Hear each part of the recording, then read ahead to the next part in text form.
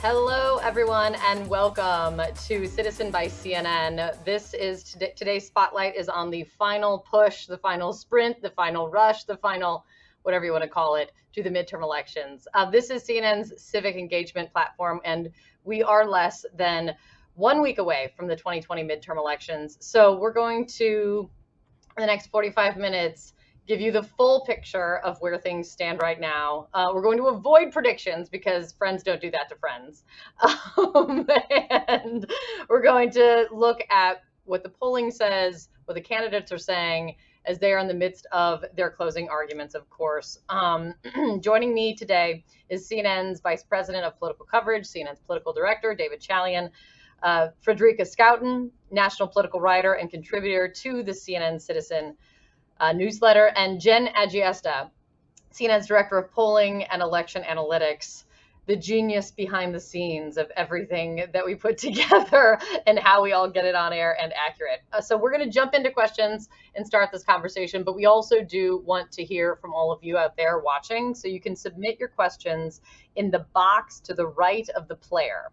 And we're going to get to those shortly. But let's jump in. Okay, so perfect day for us to be having this conversation as CNN, as we put out some really important and revealing new polling out today. It's a snapshot, Jen, of where the race is now, what voters are focused on. It's everything from the generic ballot to most important issues to voters, from enthusiasm to also confidence in the election results.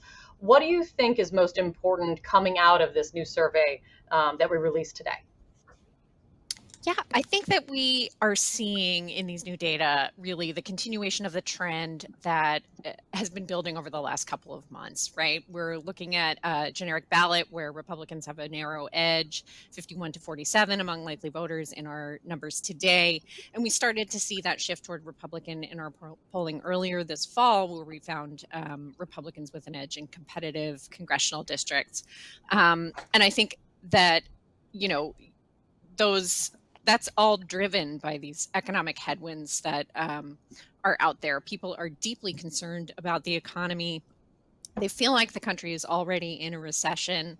And all of that combined with a fairly negative approval rating for President Joe Biden, all of it sort of comes together and produces this sort of Republican tilt as we're in the final stretch of this campaign. And David, you've been out kind of showing many of the various aspects of the poll that are sticking out to you and kind of the change over time. What do you think with what the polling that we put out today and the change over time, what it says about where we are now and how the race has shifted in this cycle? Yeah, I mean, as Jen just depicted for you, I do think what the poll shows is that this is a pretty sour mood that the electorate's in, thinks the country's way off, in the wrong direction and things are not going well. And that obviously tends to speak to a change election, Kate, as you know. Right. The fact that Biden is underwater, as Jen mentioned, never bodes well for the president's party when more people disapprove than approve of his job performance when it comes to midterms. And the fact that the economy is the dominant issue, and that's an issue advantage for Republicans. You add in that we see this enthusiasm advantage for Republicans, and that's sort of the snapshot. Now, you talk about the change over time. I feel like we have returned to where this cycle started, which is sort of the historical norm. Because at the beginning of this year, I would say January through May, this is what all the polling looked like. Like Joe Biden was increasingly unpopular. You saw a Republican edge in the generic congressional ballot. The economy was becoming a very dominant issue in not a good way for the incumbent party. And so then what happened was the Supreme Court overturned 50 years of precedent by getting rid of Roe versus Wade in the Dobbs decision. And that ignited the Democratic Party and the Democratic base. And Democrats, politicians, candidates, just went all in on that issue over the summer. And what we saw is that really galvanized Democratic voters. And they started expressing enthusiasm about the election, and they started feeling a little bit better about Joe Biden. I guess, they felt that they had a really worthy fight on their hands to start rallying around their own in a way that they had been not doing in the earlier part of the year. And then as distance has occurred from the Dobbs decision, it's not that it's not being talked about. Democrats are still spending a ton of money, Kate, as you know, on advertising, leaning into the abortion issue. Vice President Kamala Harris, President Joe Biden, even in recent weeks, have given campaign trail remarks on this topic. But when you look at poll after poll, it just doesn't compare to the economy in terms of the salience for voters as the most important issue. And so as the gas prices tick back up, as the economy has become more important, and as time has gone on from the Dobbs decision, I think you see, that's why you see these trends back towards the Republicans. Yeah, it's kind of the momentum and the wins. Is this Back to the Future? Is that the definition of Back to the Future in terms of election cycle? I don't know. We can debate that a little later. Frederica, one part of the poll that came out today that I know you've been looking at heavily, and it's a huge thing, is half of Americans say that they're at least somewhat confident the election results will reflect the will of the people. But also, that also means half of Americans are expressing little or no confidence in the election results. Is that glass half full or is that glass half empty? Oh gosh, it's hard to tell. I mean, I guess the good part is that the people expressing confidence in the election, more people are than they were during the summer. Our last poll in over the summer showed that about 42% of people felt that they were confident about the election results. It's been so striking to me because I've been covering sort of what's been going on with election administration all year. And there is a whole ecosystem of people out there who have made it their business to cast doubts on the 2020 election results. And I think that we're seeing the fruits of that. I think the big question is going to be how people behave after the election. Will candidates concede? Will people accept the results? And I think that that's still very much an open question in some parts of the country. Yeah, absolutely. Jen, wait, before you jump to one, sorry, can we just think about what Frederica just said? That's what I was just going to say. That is exactly what I was just going to go to you guys about. Election results may not be accepted. That's an open question. I think speaks to, and it is clearly an open question, and it just speaks to the fragility of our democracy. I think it's why you see President Biden tonight going to be giving this address from Union Station on democracy, not because he thinks it's the issue that is going to win the election for the Democrats. I think the White House is eyes wide open that this is an economy election. And talking to my sources inside the White House, that is the case. But they believe this is a critical mission for a president who ran on restoring the soul of the nation, that this can't be an open question if we're going to have a fortified, strong democracy. Sorry, I just wanted to. No, and I was going to say, but add to that, Jen, what's the partisan divide on this question? Yeah, there's a really large partisan gap between Democrats and Republicans on this. We've got like a 20-point divide in terms of lack of confidence in that American elections reflect the will of the people right now. But I would note that that is a pretty dramatic shift from where we were shortly after the 2020 election. And I think there is some push and pull here in the partisan views on this, depending on what is happening in the political environment at any given moment. In January of 2021, shortly after, the presidential election after January 6th, 75% of Republicans said that they lacked confidence that elections reflected the will of the people, compared with only 9% of Democrats. And that's obviously narrowed dramatically since then. And that might be because Republicans are seeing the same polls that we are and thinking that there might be Republican success in this upcoming election. Even with that, you still have Republicans more likely than Democrats in our new polling to say that they don't feel that candidates who lose elections in their state have an obligation to concede, or to say that they think candidates of their own party who challenge the results of an election after they lose are actually doing more to increase confidence in the democratic system than they are to decrease confidence. And that's a partisan difference that's there sort of across the board. Yeah, I mean, and David, on the partisan divide, I just pulled it up, 39% of Democrats, 51% of independents, 59% of Republicans say they don't necessarily have confidence in theirs. What does this mean for next week? It's an unknowable, but it's scary. It is. I mean, I think we should look at how many people that have called into question election results from 2020 actually win this year in the very same system. Our election system, it's the very same system. If Carrie Lake or Mark Fincham running for Secretary of State, if these election deniers from 2020 win, they're just going to accept these results and there's going to be no explanation why the system's okay this time around. But there is the big question. We've seen that, right? Yeah. I mean, like when you win elections, your election is fine. I mean, we saw that even in 2020, right? Election deniers saying that the election was rigged and Joe Biden did not win, except they thought their congressional race was fine. Precisely. We did see that a lot in 2020. And of course, that holds no logical weight. I mean, and so, but just to put a finer point on this, our poll showed, right, 2/3 of Americans overall believe that Joe Biden was legitimately elected president of the United States. When you look at just Republicans, self-ID'd Republicans, as they answer that question, 2/3 of Republicans do not believe that Joe Biden was legitimately elected president of the United States. And that is the rub that we're in right now when one of our major political parties is not bought into the concept of accepting legitimate election results as legitimate. This gets to, and Jen, I noticed your sign, your tagline, your bumper sticker over your shoulder. This is accurate first, because this gets to one of your question that came in. Sheila from Virginia is asking, as we have definitely asked many times over the cycles. She writes, "I'm an independent voter who is concerned with the accuracy of the polls. Are the polls accurate?" Well, I wish I had a good answer for Sheila. I would like to think that they are. I think that pollsters are taking lots and lots of steps to try to correct for the errors that we have seen in past cycles. I mean, obviously, the problems that polling had in 2016 and in 2020 were extremely well publicized. Everybody's aware that there was an understatement of the Republican support in a lot of polling in both of those election cycles.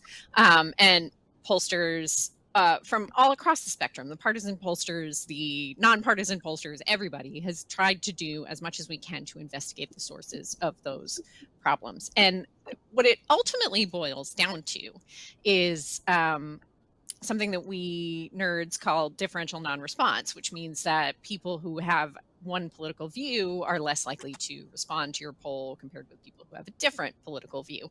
And so to control for that, to try to make sure that we're getting the right mix of people, pollsters are paying more attention at the front end on who they're reaching out to when they're doing surveys.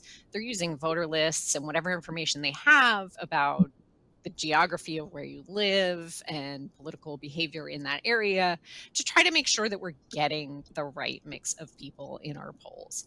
And I do think that we as an industry have made strides on that. Can I promise that the results will look exactly like the polls do right now? I cannot do that. But I do think that we are seeing progress made within polling to try to better reflect the political reality of the United States right now. And just to make a point, Jen, when you say the right mix of people, you mean so that it is truly representative of the whole, right? I mean, it's yes. The right mix of people is not somebody's random desire of what the right mix is. The right mix is trying to get it be truly representative. I only want people who like to drink orange juice. That's the only people I want. Exactly. I mean, there's this constant back and forth that between sort of pollsters and people who don't do this, where they're like, well, why don't you just poll half Democrats and half Republicans and call it a day? And it's like, well, that's not really what the country looks like. There's a different mix of that. People's partisanship shifts. You have independents. There's a lot to account for. And it goes beyond that. And we're also looking to make sure we have the right mix of people by gender, by race, by age, by geographic region, by level of education. All of those things are really important for us to consider in assessing the validity and representativeness of our samples. So I have a question, and I've been thinking about this today and looking at this 50-50 split on if people have confidence in the election results, Frederica, which is if people aren't confident in the election result, that it will reflect the will of the people, are they just not going to vote? and is there a connection between a lack of confidence and a desire to actually vote? What do you think about that? Well, I think what we're seeing so far in the early voting is that people are voting. The latest numbers we have today for 46 states shows that nearly 28 million people have already cast their ballots, and we're seeing higher rates at this point than we did in the midterms in 2018. One of the things that we're not quite sure about yet is whether people are sort of shifting their voting patterns. Let me give you an example. In Georgia, for instance, in 2021, the Georgia General Assembly passed a law that really changed how voting worked in the state. And so it made it a lot harder to vote by mail. And it also made some changes to what's going to happen on election day itself. For instance, you can't cast a provisional ballot anymore and have it count if you go to the wrong precinct on election day. So what we're seeing as a result of that is some candidates and third-party voter education groups are encouraging people to really vote early in person. So is that shifting the numbers that we're seeing? I mean, we still don't know yet how this feeling about voting will change voting patterns at the end of the day. You know, when the final count is in, I don't think we have the final answer yet. Yeah, and David, what are your thoughts and deep feelings about just this huge level of early voting that we're seeing in places across the country, like in Georgia? Yeah, I mean, I do think we compare things to the last midterm to 2018, but that's like a different universe since it was pre-pandemic, right? So we saw the voting behavior change unbelievably in 2020 because we were still in the midst of the height of the pandemic in many ways. And so we just radically changed the way we vote in America. So many people voting by mail and absentee. What I think we're expecting to see this time is that ratio of sort of election day voters to pre-election day voters, it won't look like 2018 or anything prior, but it won't look as totally skewed to pre-election voting and absentee voting the way 2020 was. It's going to be somewhere in between those things. But what occurred, as you know, in 2020 is that partisanship informed so much about the way in which people voted. And so, as Frederica is saying, like, does that pattern continue? We anticipate, right, that Democrats tell us in surveys and the like that they are more likely than Republicans to vote before election day, vote by mail, vote early in person, what have you. And Republicans are more likely than Democrats to vote in person on election day. So knowing that we have these two different political universes in the way in which people vote really is important to understand as you watch the vote returns come in on Tuesday night, because how each state or locality counts their votes, whether or not they're voting, they're counting and reporting out all the early vote first, or they're counting and reporting out all the election day vote first, it can make the results early on look extremely favorable to one side or the other. But actually, when the rest of the votes get counted, that could potentially narrow quite a bit, if not actually reverse course. Absolutely. I mean, David, you and I were on the phone constantly just in 2020. I was reporting on the ground in Philadelphia and on the presidential election. And as we know, in Pennsylvania, they can't even open the mail-in ballots, the early votes like that, the mail-in ballots until that morning. And that really slowed down that process, you'll remember, of getting that tallied. And there was a huge kind of shift. Oh my God, the things that you guys were calculating, you and Jen, and decision desk on what that meant and what to anticipate. It is, it's pretty amazing. I mean, it also talks about how mail-in voting and when you can actually open up an envelope should be changed, because for the ease of all of the hardworking election workers on election day. But I digress. We actually do have for the network journalists who have to cover it. Yeah, give the decision desk a break. Let us go home, please. That is not. We do late nights. This is what we do. Actually, that's going to be our final question so that's the one thing I'm going to get to it a little bit later. But there is a viewer question on this, Jen, just in terms of comparing to 2018, as David was talking about. Chuck from Florida was asking specifically about this. How does early voting turnout in Georgia, Arizona, Pennsylvania, Wisconsin compare between 2018, 2020, And what do you think the cause of any of the changes in voting behavior is? It's something that David was getting at, but it's what are your thoughts on it? I mean, I think a lot of what David said is what I'm seeing in the data. I mean, you have this kind of rebound almost back to 2018, but maybe not quite as much a reversion back to election day voting in some of those places, especially a place like Arizona or Georgia, where early and by mail voting was a fairly well established process before the pandemic hit. So, you see a little bit of a rebound in there. I think the thing that we're seeing some evidence of in polling and perhaps partly in some of the partisan splits that we're seeing is that Republicans, even if they are voting early, might be voting later in the process and returning their ballots later. That was a lot of what you saw in the Arizona vote count after Election Day, because the way that they counted in 2020 was that they counted all the mail stuff that they had before Election Day, and then they counted their Election Day votes. And then on top of that, they counted the ballots that were returned in those final days, and those were more Republican than the mail ballots that they had received early. And I think you might see a little bit of an exacerbation of that pattern in what's happening this year, where those late arriving ballots might look a lot different than the early arriving ballots. Certainly in some of these places you have changes in voting patterns that are driven by changes in the law. In Georgia, they changed the early voting period, and in some places they made it a little bit harder to vote by mail, which shifts people toward early in person. But really, at the end of the day, the big picture of what we're going to see here is that those votes that are cast before Election Day, because of this polarization of voting methods, are going to be more Democratic. And I think it's highly likely that that's going to be a bit of a bigger divide than what we were seeing in 2020. And the ultimate question is whether the number of votes that are cast early make that look even more dramatic in how the numbers shift on election night than they did in 2020, or even to some extent in 2018.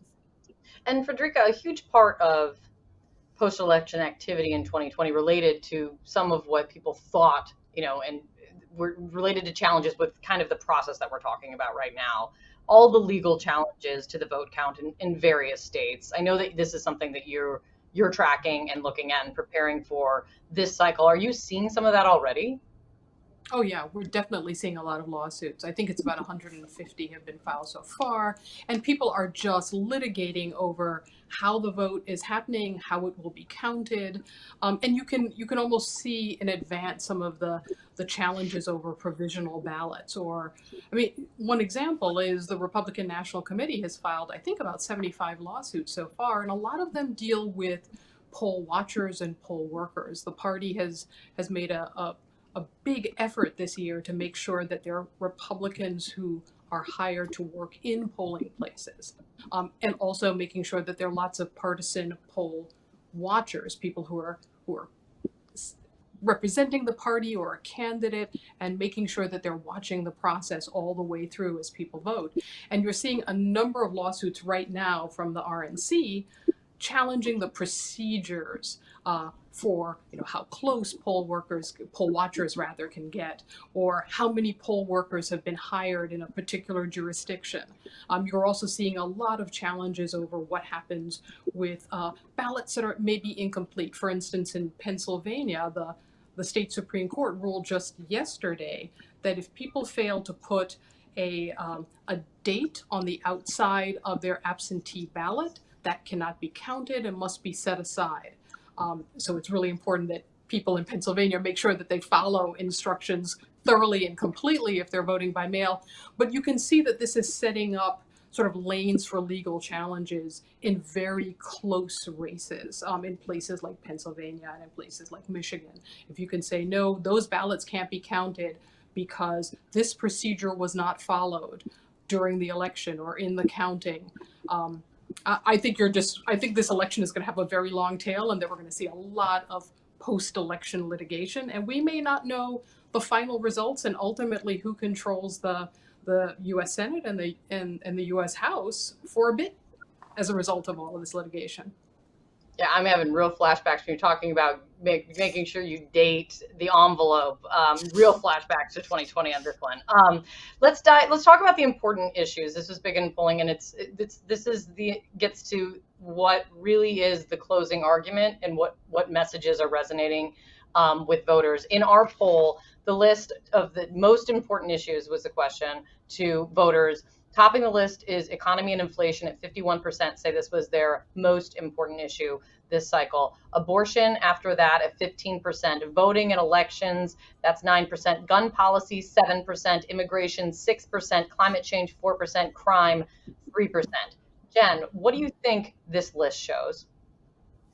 I mean, the economy is so front of mind for Americans right now, and that's partly because they are dissatisfied with their own financial situation. And you can pretty well connect that back to inflation and where we are with rising prices. It's been a top concern just consistently for the last year in survey research, and it's driving everything. We had 55% of Americans in our new poll saying that they are dissatisfied with the way that their own personal financial situation is. 75% say that the economy is currently in a recession. That's up significantly from this summer.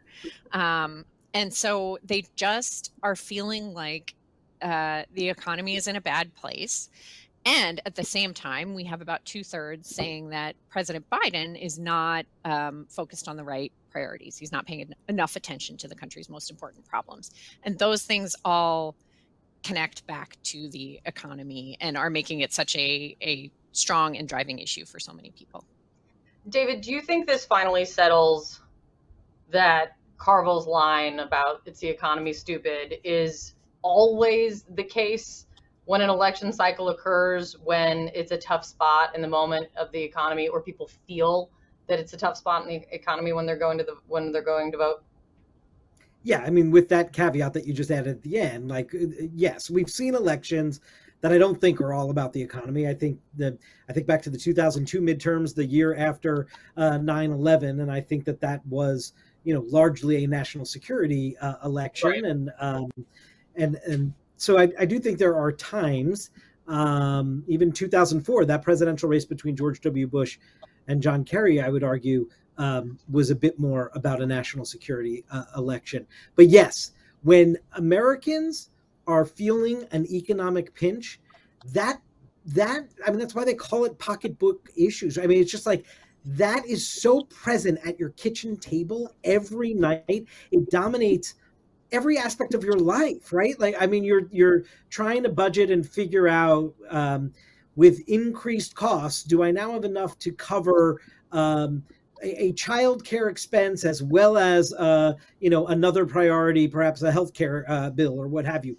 That is just such a real daily thing for so many Americans that it's hard. How could that not be top of mind, right? And I'm not suggesting that crime or immigration or abortion rights or the fundamental strength of our democracy are not important issues. They all obviously are important issues, but I don't begrudge the American voter for dealing with the most acute, immediate concern in front of them first, which is what they're dealing with at their kitchen table every night. And this is what it comes down to in the tightest races and the most closely watched races across the country. Let's talk about some of them. Let's focus in on Pennsylvania, since I clearly am very focused on Pennsylvania right now. David, hey, where will you be on Tuesday? I don't know. I might be in Pennsylvania. I don't know. There's a great Commonwealth. I might be headed there. So as I'm asking questions, I'm also taking notes. The Fetterman versus Oz race. It has been a tight race for quite some time. There have also been like almost TV script like surprises and turns in this race, that it's just been kind of remarkable. What do you see in that race right now, David? Well, I'll use the example of what the candidates are closing on in their television ads to show you where I think that reveals where the race is right now. So John Fetterman went up with an ad yesterday that is a classic of the genre, pure contrast ad. Just like, I will bring you the truth. Mehmet Oz is going to lie to you. Mehmet Oz is going to bring his lies to Washington. It is all about trying to drive up Oz's negatives, right? That to me reveals to me that the Fetterman camp believes they have to have Oz take on some more water here with voters than he currently has. The flip side is that Mehmet Oz went up with an ad and is spending millions of dollars to get into living rooms of Pennsylvanians across the Commonwealth to reach out to the middle, to be sort of a kindler, gentler Oz, not the Trump-endorsed Oz of the primary who ran to the right to get the nomination, but now understanding in this general election context in a battleground state to be talking about that Washington in general doesn't get it, going to bring some common sense solutions that can bring people together and lower costs, for Pennsylvanians, what have you. It is an outreach message. So he sees, it seems to me, a real need to grow beyond whatever Republicans he's galvanized around his candidacy to make sure that he is taking on more and more independents and even some Democrats into his corner here. So I think I think those ads are just so instructive of where, because you don't spend millions of dollars on stuff if you don't think you're going to move some voters. And I just think it reveals where they see themselves right now and what they have to do from now through Tuesday. Jen, what do you see? What does the polling tell you in Pennsylvania? I think the polling, it's really interesting on the favorability front. I mean, Mehmet Oz has much more negative views in Pennsylvania among likely voters than John Fetterman does. We've seen sort of a range in the polling there, but very, very little polling that suggests that Mehmet Oz is currently ahead. So I think that sort of puts us at a starting point where Fetterman maybe has a little bit of an advantage, but the question is whether he can hold on to it. And as David was saying, playing up Mehmet Oz's negatives there is really probably the best strategy that he could go with, given what we're seeing in the polling there right now. Yeah, and so Arizona, this is another Senate race that is key to the balance of power, which, by the way, clue into everyone, every seat is key to the balance of power when it's a 50-50 split. Isn't that the best? It all comes down to this.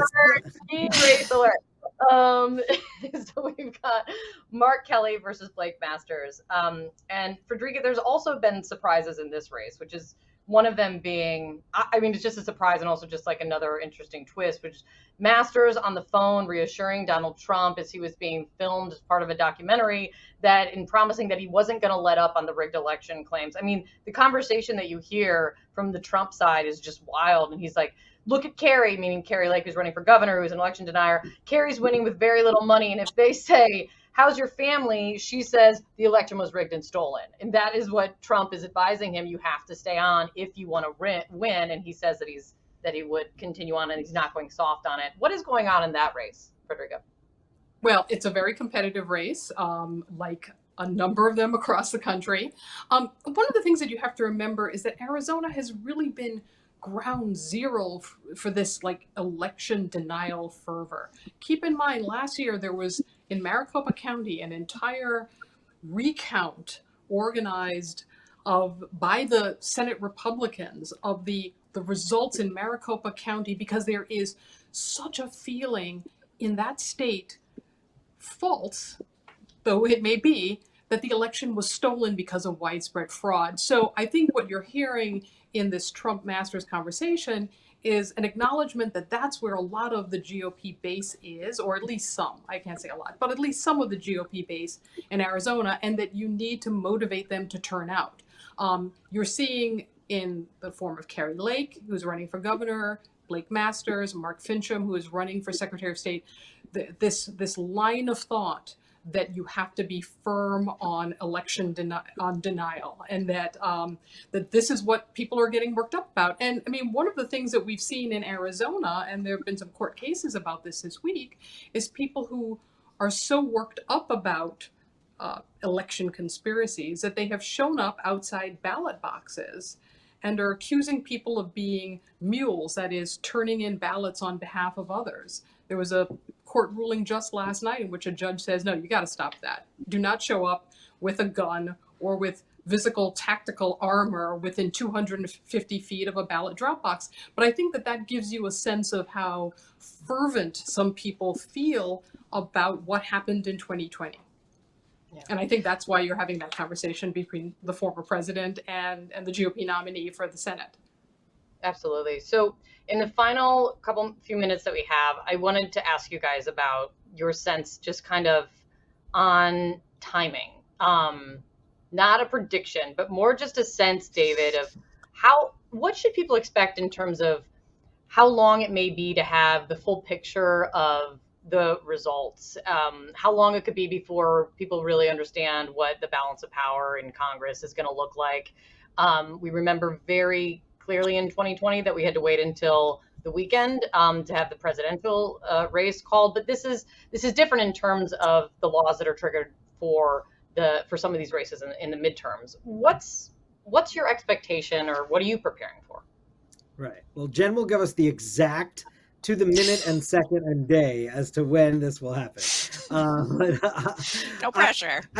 I do think, I do think, Kate, as I urged viewers and readers in 2020, pack your patience. I don't know. I don't believe, quite frankly, that we will have the answer to which party is going to be in control of the United States Senate when everyone goes to sleep Tuesday night. I just think, given the nature of what we understand about the pace of counting and when states can begin processing in the critical battleground states, whether it's Pennsylvania, Arizona, Nevada, and given where the polling is of how close these contests are, it would be a big surprise to me if we had the complete picture of what is going on with those vote totals to a sufficient level to understand, project, and understand control of the United States Senate. I just want to remind everyone also, it could come down potentially, depending how things go, to Georgia, which has a December 6th runoff. And if indeed the control of the United States Senate is hinging just on the outcome of the Georgia Senate race, as it did after 2020 with those two runoffs that occurred in early January 2021, we won't know for weeks. So that is a distinct possibility as well. In terms of the House, Mike, I don't know if we'll know Tuesday night or not. And I know there are a lot of critical House races in places like New York and California that tend to count slowly all of their votes. But if our poll today, and it sort of matches all the polling out there, I'm not just putting this on us, if the environment between now and Election Day only gets increasingly advantageous for Republicans, and this enthusiasm advantage really turns out, then it may be that Republicans are winning such a number of seats that are able to be projected. Remember, they're only 5 away right now from the majority, that maybe we'll have a clearer sense of at least which party will control the House. I don't think we'll have a sense of how big that majority will be for that party. Right. And Jen, maybe, give me your thoughts on this as well, but I know, pack your patience is, that's really what it's going to be. We'll know when we know, right? And that, I think, leads to something that, it's something you have done many times and you know very well, but I think people really might enjoy if you can peel back the curtain a little bit and take people behind the scenes of just what is happening on the CNN decision desk throughout Election Day and into the evening as the results are coming in, and kind of what that coordination and choreography and communication is like that eventually leads to Wolf saying, stand by for a key race alert, or stand by, we have a projection. Yeah, it is a very extremely complex dance the entire way through, and what we're looking at and what we're looking for really changes as the night goes on and as the week goes on.